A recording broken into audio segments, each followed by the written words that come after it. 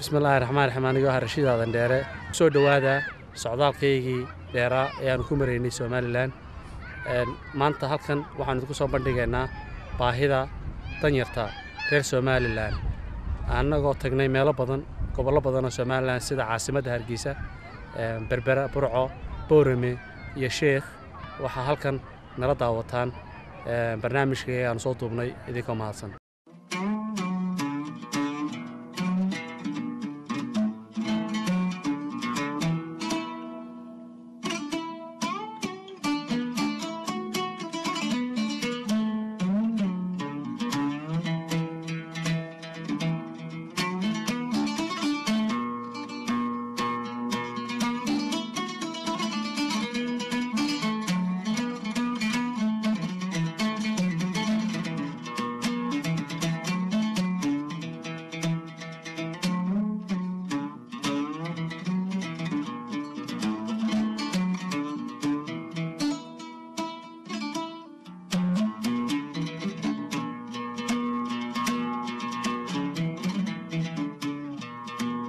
waxaan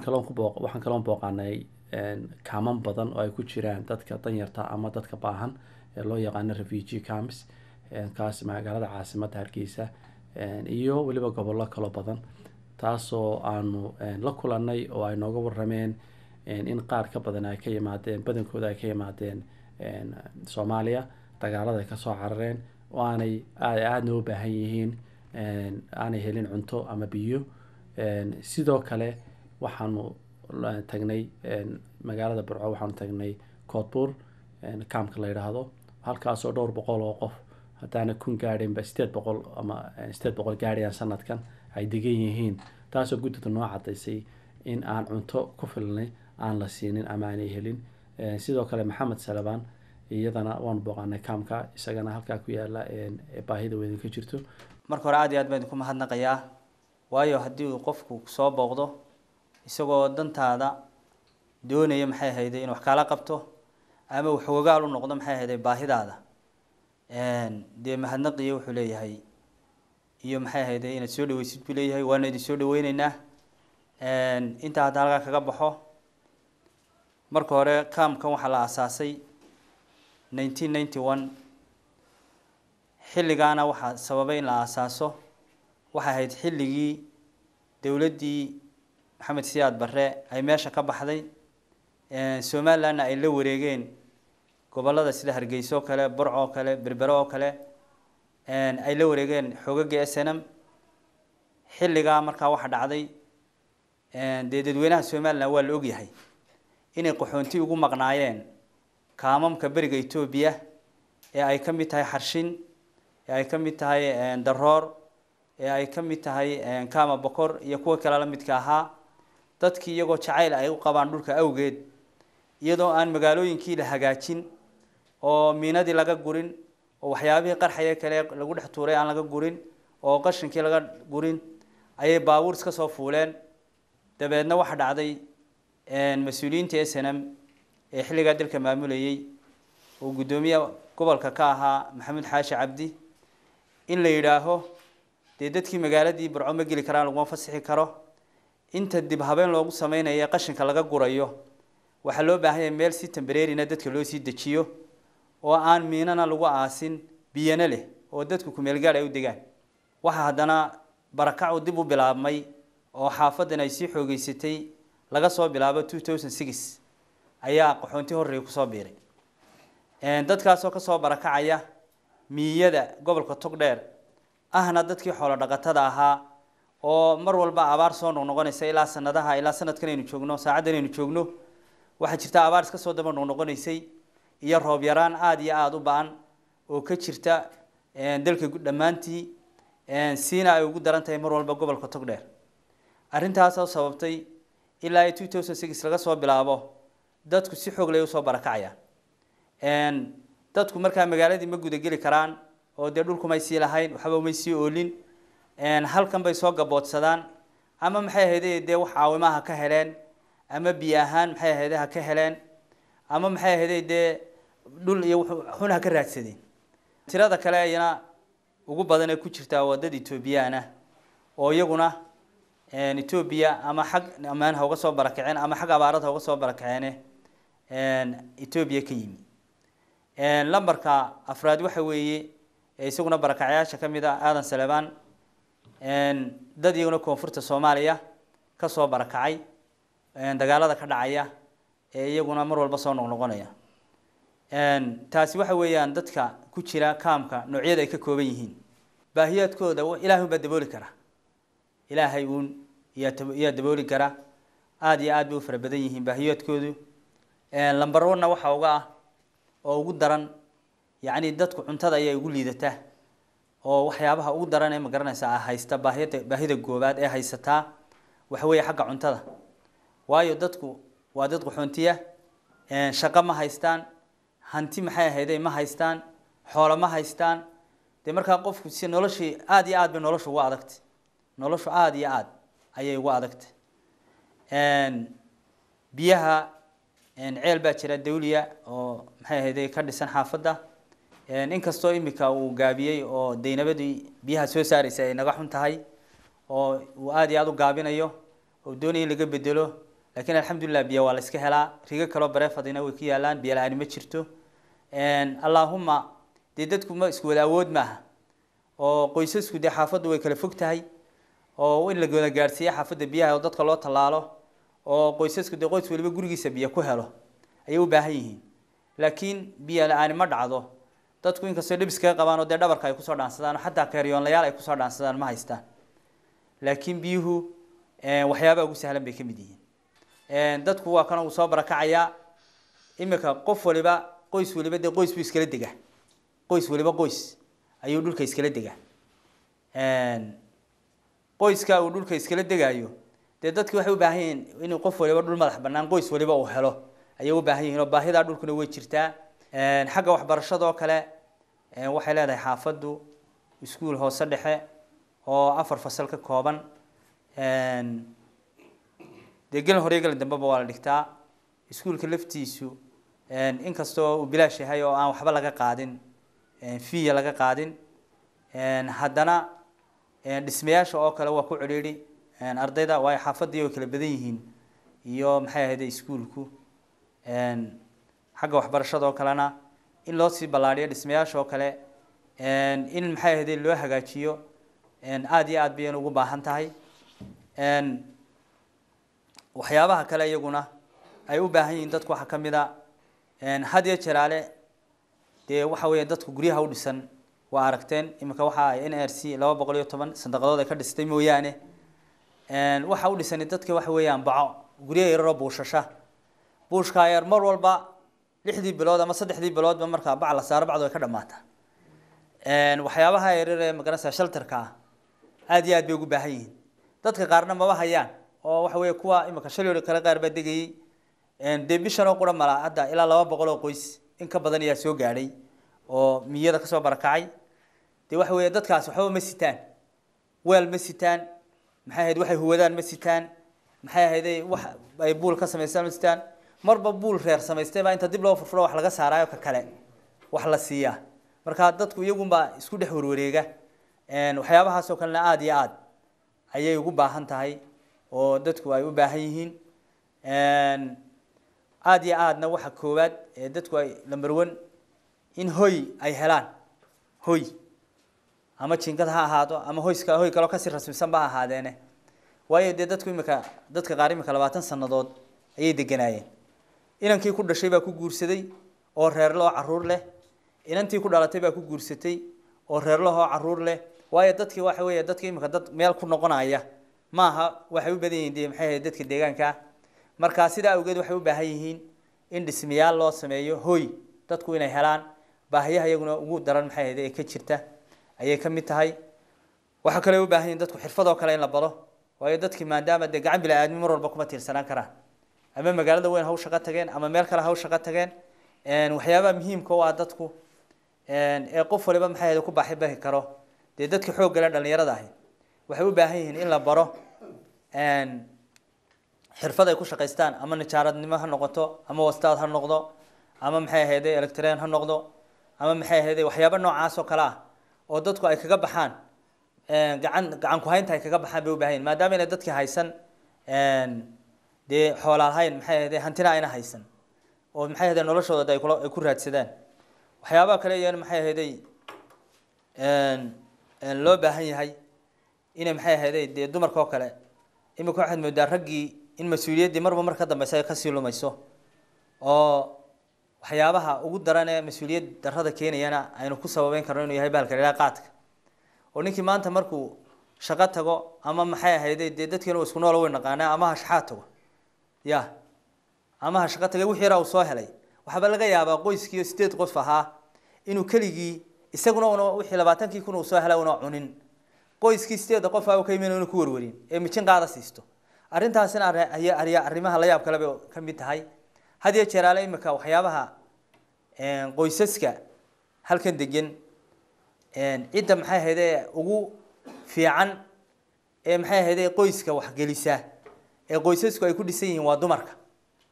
oo kale in gacan qabasho loo sameeyay u baahan yihiin gacan qabashadaas oo ah dee haddii in yar qudrada mid meel ku iibisa haddii dee dhowr boqol loo dhiibo dollar oo loogu kordhiyo oo maxay ahayd waxa la yiraahdaa income generation-ka loo sameeyo ama maxay ahayd dukaan yar oo kale loo sameeyo ama maxay ahayd dee daaradeeda waxa ka mid tahay meel yar oo beer ah loo maalgeliyo waayo xaafadan oo kale imika biyay leedahay banqaya oo riga aan iska leenayna waa leenahay riga kale bareefado maxay ahayd 3-4 gaariyana way jiraan oo xaafada ka dhisan oo dad ugu tala galay inay wax ku beertaan dee waxa weeye qoyskii way ka fargareyn karaysaa gabadhii waxa laga yaabaa baahida qoyska inay daboosho waxyaabaha maxay ahayd iyaguna wax ka taraya in qoysaska loo qabto ayay ka mid tahay halkan waxaa la soo degay 2002 ayaa la soo degay dadkan badankiisu wuxuu ka soo guuray aqlabiyadiisu Ethiopia kaamkii loo oran jiray Daroor kaama Bokor iyo Dulcad meeshii loo oran jiray waxa ku soo biiray dad ku barakacay dalka gudihiisa oo barlo haba ku soo barakacay oo ayana kooxa ayaa la soo degay waxa kale oo jira iyaguna dadkii xamar ka soo qaxaya oo ayana kooxa ayaa iyaguna ku soo barakacay dhowr reer oo iyaguna koonfurta Suudaan ka yimi ay intaan hubo laba reer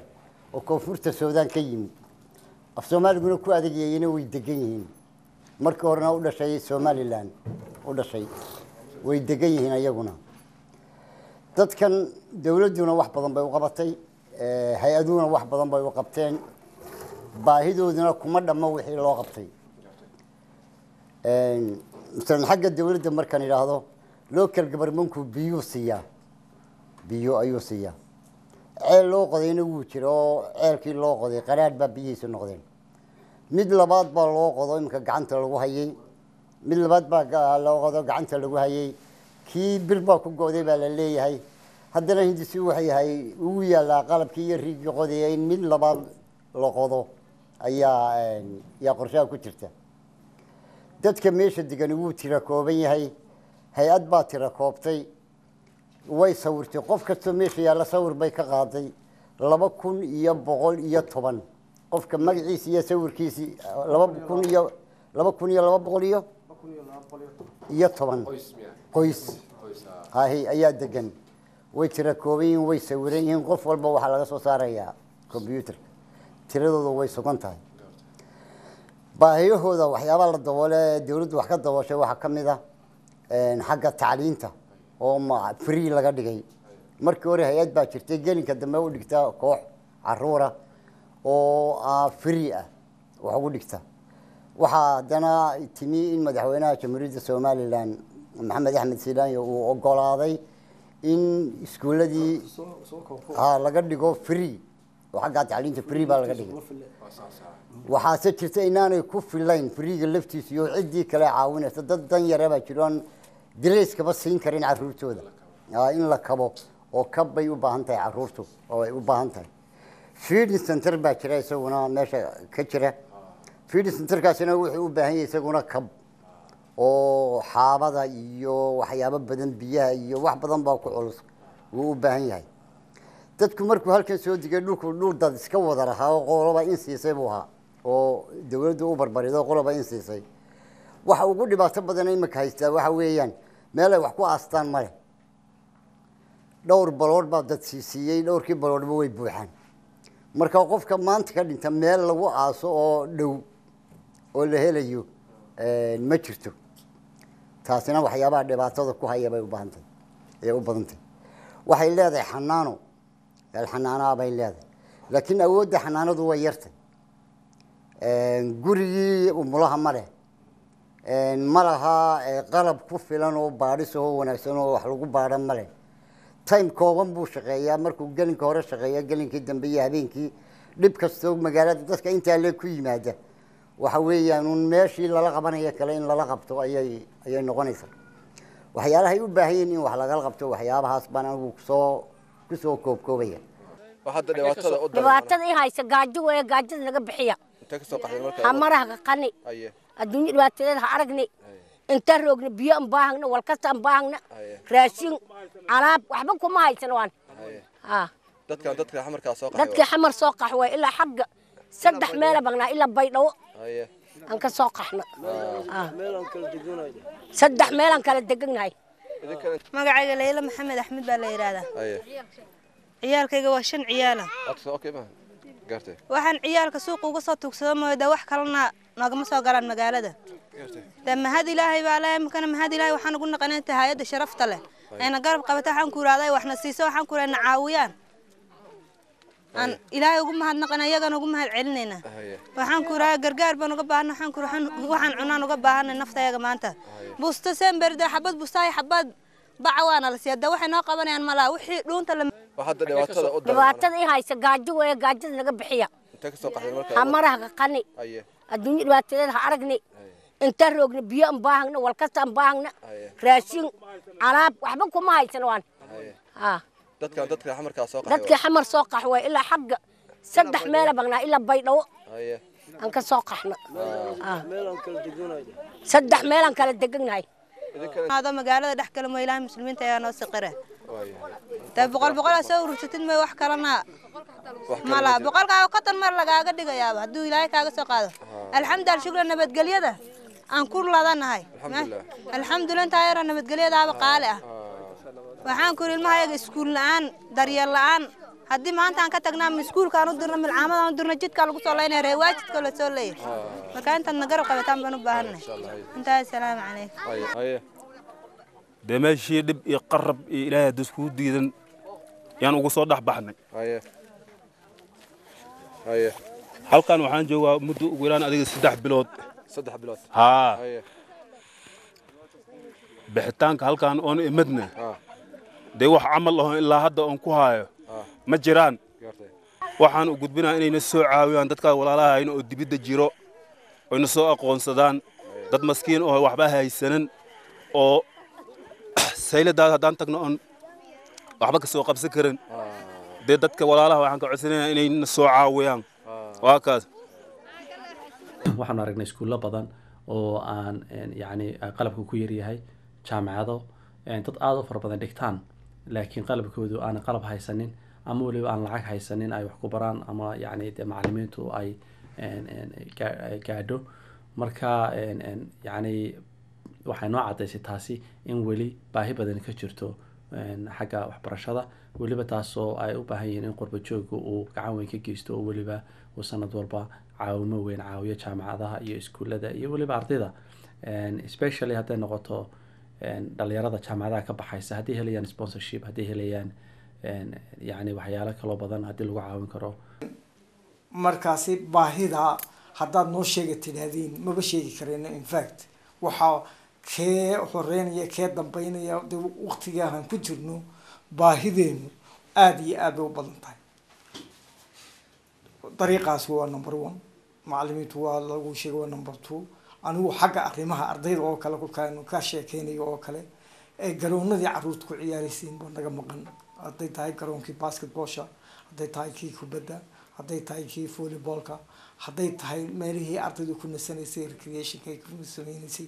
beerihii yaraa wixii oo dhan way naga wada maqan yihiin moogtahay haddii ay jiraan nacam markaasi waxaad awood u leedihiin nacam inay masalan xagga ciyaaraha qalabka ciyaaraha oo kale haddii lanaga caawin karayo aad baan ugu baahannahay waa waxyaalaha aad aan ugu baahannahay bay ka mid tahay baahida ardayda fiida laga bixinayo ardayda inta soo gasho jaamacadda waxaa laga yaabaa si uu ina loola gagasho laakiin waxaa jira kuwa secondary-ga kolkay ka baxaan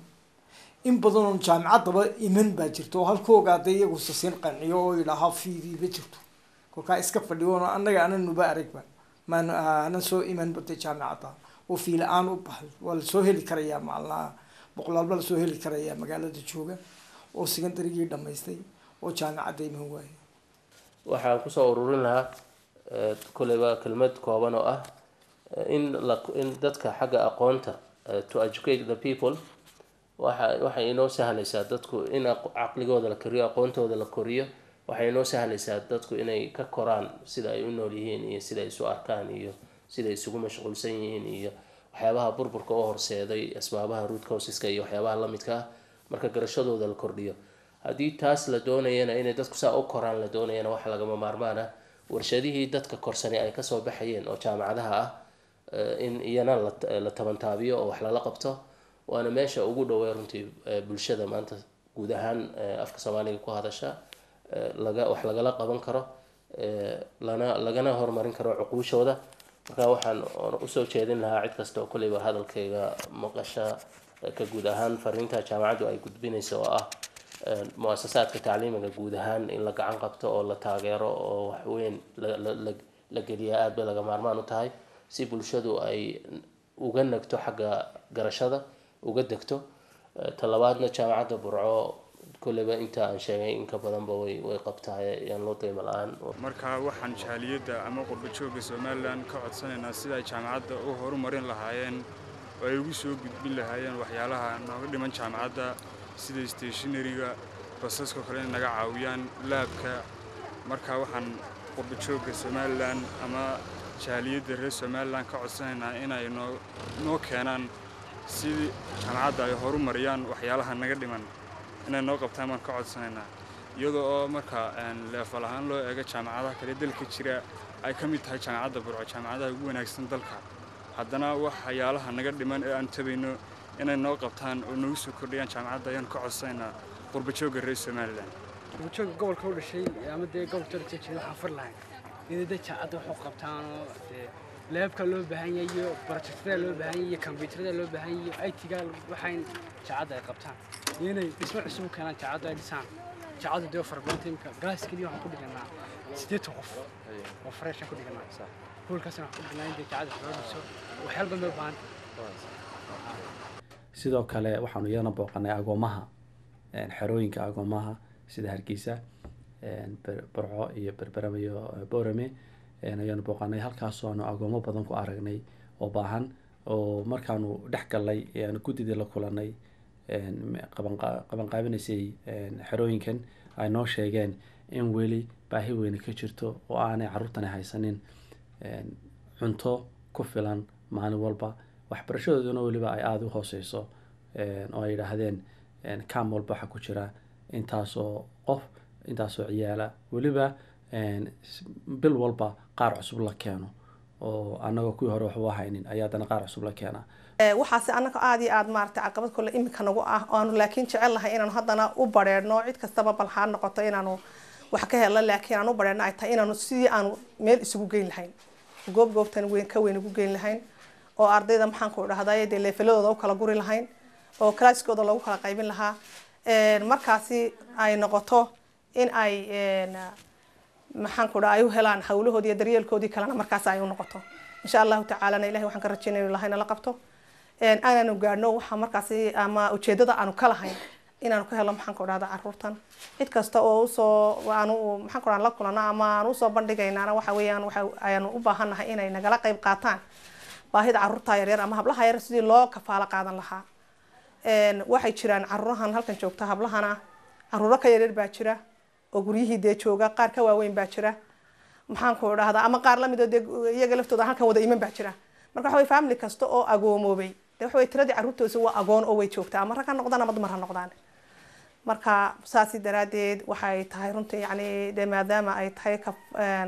ilaahay waa dee maaragtay maxaan ku dhaha wax bixiya laakiin haddana baahida ugu faraha badan maadaama dad agoona yihiin oo dad dan yara yihiin oo maxaan ku dhahdaa weliba isugu jiraan carruurta meesha halka joogta ay isugu jiraan qaarkood baa agoon ah oo aabba keliyala qaar baa agoon iyo rajaba ah oo hooyo yaabiba ay maaragtay maxaan ku dhahdaa aanay lahayn qaar baa agoona oo hooyada lafteeda maxaan ku sayidee markaan weydiinay dadkii hay yiraahdeen hooyada lafteeda way waalan tahay oo qof waalan oo aan miyir qabin weeyaan marka ka laftiisu dawaaba iska raje mar haddii qofkii waalidka haye u harayna uu yahay qof waalan wuxuu la mid yahay dee ka rajaga laakiin dadka had iyo jeer haya iyaga waa faamiliyo caruurtan cidooda ah oo ay la nool yihiin faamiliyada laftoodu yani runtii baahidoodu way haysaa oo baahida ay haysa yani ku kafaalo qaadan lahaayeen cunadoodii iyo raashinkoodii iyo adeegoodii iyo maxaan ku dhahdaa wax walba ku kafaalo qaadan lahaayeen way maaragtay u baahan yihiin insha allahna waynu gaari doonaa haddii ilaahayna gaadhsiiyo in aynu u helo caruurtaasi yaryar wixii lagu kafaalo qaadan lahaa wasalaamu calaykum waraxmatullahi anigu waxa weeye magacaygu waxa weeyaan cabdi cismaan axmed dabadeetu waxaan ka koobanahay degmada gebili markaa waxaan nahay dhulbeereed beer qooltaa markaa waa sidaa muddo intee leeg baad beerta qodanaysa muddadii adigu ilaa dee awowgii saddexaad baaba dee beerii ka soo hadhay markaa dee intaasoo qarniba de way soconayeen adigu sanadkii iminka ugu dambeeyey oo kale ama sanadadii ugu dambeeyey wax qodaala ma samaysay laakiin sama kuu baxeen haddii ayna kuu bixin waa maxay dhibaatooyinka ku haystaa dee waxa weeyaan dhibaatooyinka haystaa horta dee waxaana dad iska dhulqootaa dabeeto waxaa dhici karta sanad aanbahay baado aanbahay baxdo dabeeto xoolo dhaqatana waanu hoo dee waxaanku loob iyo ariba waanu leenahay dabadeeto abaartii kal hore ayaa nagu habsatay dabadeeto anugu waxaan lahaa ilaa dhowr iyo 10 neef oo looya markaa kuwaas iyagu sidii bay ku tegeen abaartii bay raaceen markaa iminka sanadka beerahaasun baanu munaafacadsanaa wax xoolaa iminka maxaa kuu soo hadhay waxba ima soo hadhin iminka dameerkan yaala markaas markaa dameerkan waxaba laga yaabaa inaan soo ergistay badii laakiin marka xaqiiqada ka hadasho dameerkan miyaad soo ergisatay mise waa kaagii oo xoolahaagii maane dameerku ma iminka makaygii maaha waxaad delamahanku ma laga yaabaa inaan cidba ka soo kaxaystayba ma jeceshahay haddii ilaahay roobku siiyo oo kale ama haddii caawiso oo kale inaad noloshaadii hore inta aad dib u soo celiso inaad beerahaagii dib u falato oo aad xoolahaagii oo kale aad dib u soo noolayso haddii cidi ay kaa caawiso dee waayo haa waanu rajaynaynaa haddii gacanqabad haddii danana siiyo inay xooluhu halkiiba iska iman karaan dee oo dee gacanqabad markaa eeg dee dhoobada lagaa saara dee ismahadiba walaal aniga la yidhaahdaa markaa ceelkani wuxuu halaysan yahay 2 sanadood buu imika dunsan yahay baabaasan yahay sanad waxaan kurjiitiya daba u aasan yahay markaa xoolihii dee ka cabi jireen way iska dareeyeen dhulkaan baa tuga laga waraabiya garanaysaan markaa tooxnoo tooxa arabsiyood hay markaa muddo intee la gudusay 2 sanadood 2 sanadood 2 sanadood buu aasan inteen la godada ka cabi jirtay ama fiic jirtay dad badan walaalo xaad afarta daamba way ka cabayeen waxaan ku xoolaha loo soo aruuray dameeraha loo soo dhaansanayo haliqado dhan baa ku noolay intee la loo qad maraysa dib badan baa dadku u qaba waa maxay message aad u gudbinayso fariinta aad u gudbinayso dadka jaaliyada dawladda maxaad oran lahayd inay dadkii walaalaha dadkii dad Soomaali dadkii ka cabayay wuu dhibaataysan yahay in la noo soo gurmado la noo qoday Soomaali la gacan qabto dadka dibadda ya saasaad ka codsan lahayd ka codsan lahayn walaalo waxaan ku dirsan lahaa horta ceelkan dib weyn baa loo qabaa isaga haddii aan iga warmo waayis markaa dadku aan fiici jireen dad la soo koobi karo oo imika halka ka sheegi karayna maaha dameeraha laga dhaansan jiray xoolaha ka cabi jiray xaafadahan u dhaweey jaarka ka cabi jiray oo ka dhaansan jiray oo cagadaha iyo la soo aruuri jiray jirkaanada markaa intaa uu dunsan yahay baa imika dee meel laga cabaayay ma jirto horta dooxana wuu iska xidhan yahay waxa dabalada markii hore nagu oli jirtay meesha oo inta gacanta saa loogu lulo ayaa saa looga dhaansan jiray markii hore intan awdaadkii naga qaaday ee biyaha soo galeena ciidii baa fadhiisatay markaa aad iyo aad baa ceelkan loogu dhib qaba walaal waayisuna waxaanu ka sheegan karaynaa maaha aad iyo aad anoo halka ka sii wada waxaan oran lahaa qurbajoogga reer Somaliland 2 maalmood baan ku soo xidhayaa oo aan leeyahay daawanayo waa dalkaagii iyo waliba takalaanu raaciye aan leeyahay in la sugayaa muxuu sugayaa marka waxaan daawo jeedo xalayna walaal fadhi ka kac yani wadanka ku baahay dadku ku baahan yahay wixii idea iyo wixii aqoon iyo wixii talo aad keentaa waa loo baahan yahay inaad wadanka soo qayb qaadatid oo timaadid marka waxaan aad uga talaa waliba dadka dhalinyarada ama ciyaalka haysta inay dhaqan celis wadanka keenaan si ay diintooda u bartaan dhaqankooda u bartaan iyo waliba dadkooduna u bartaan waayo qofka yar markuu koro imanka wadamadaas gaalada ama ingiriiska badhe waxaa laga yaabaa inuu runtii waxaa laga yaabaa inaanu garanbade adeerka waayo abtiga waayo maba garanayo inaanu tukanba oo yidhaahdo salaada ay ku yar tahayba waxaa laga yaabaa kale inuu yidhaahdo africa ama soomaaliya inaanu somaliland garan baranay soomaaliya hadhiya habeen baa la isku dilaya waatan dad baa hadhiya baa isku dilay marka waxaan aad ugu taxadiruujin lahaa oon aad u fari lahaa waalidka inay keenaan carruurtoodii hadday 5 carruur la carruur leeyihiin inay 2 keenaan sanadba oo ay dabatan labada kale sanadka dambe keenaan waan fahmi karaa sida dhaqaalaha iyo ay qaali u tahay reerka dhan wada yimaadaan laakiin waxay aad u taraysaa waxa weeyaan aad bay uga faa'iideen carruurtu inay waddankoodii arkaan oo ay la qabsadaan oo dabatan ay sanad walba sugaan ay yiraahdaan sanadkii waan soo waayo halkan cidna ciyaarka ma ilaaliso qof waliba freedom dibadda maraya ciyaarku dibadda iska maraya kubad bay ciyaarayaan dad bay saaxiibay sameeyaan saxaabay sameeyaan يعني ما هاد سيد ودمada la ilaalinaya hadiya habeen la leeyahay yani dibaato waxba ku dhacay marka taasina waa fariintii aan waalidka u fari lahaa aan u farayo aan leeyahay qof walba waalidi hadda carruur haysatid kaalay carruurtaada wadanka keen wax badan bay mustaqbalka oo aanad imika arkaynin bay ay tusaysaa carruurtaada iyo reerkaagaba intaas aan ku soo gaabinayaa aad baa mahadsantihiin assalaamu calaykum